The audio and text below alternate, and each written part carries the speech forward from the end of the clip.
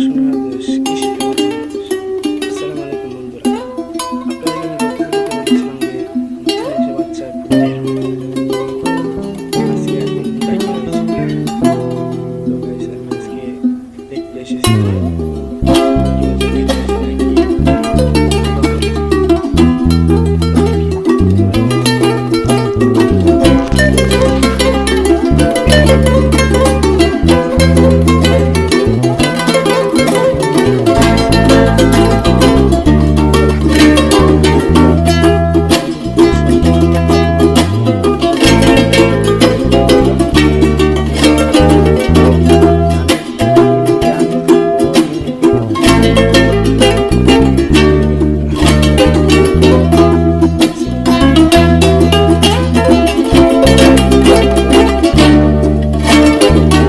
হাঁস জন্ম হচ্ছে 10টা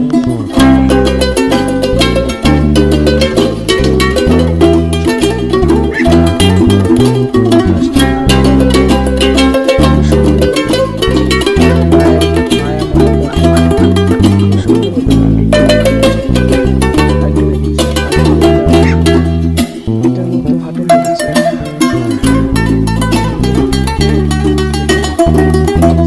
দেখেন, এই যে আপনারা দেখতে পাচ্ছেন কি আমি জানি না।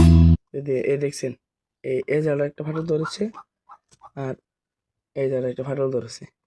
শুধুমাত্র এই 2টা ডিম ফাটল ধরেছে, আর কোনো ডিম দেখছি না। ও পাইছি গাইস, ও আরেকটা গাছে এই জায়গায় ফাটল ধরেছে।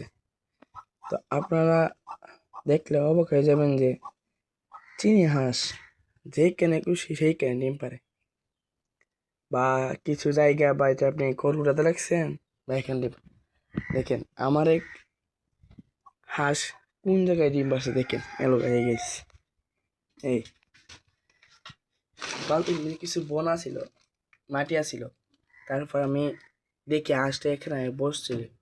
তারপর আমি বন দিয়েছিলাম পর দেখি এখানে আসা আপনি ডিম পারতে পারতে প্রায় 9টার মতন ডিম পেরে ফেলছে। আশা করি একটা ডিম পারবে। তো পারলে তারপরে আমি তো এখানে রাখবো না। আমার তারপরে কে দেখি টুলা, শিয়াল, আরও বিভিন্ন ধরনের প্রাণী আছে, তারা ডিম বা হাঁস খেয়ে ফেলে। তো আমি আশা করি এখানে যদি তারা ডিম পারে, পাড়া পাড়া শেষ হয়ে গেলে তারপর আমি আমি তাদেরকে এখানে বসিয়ে দেব।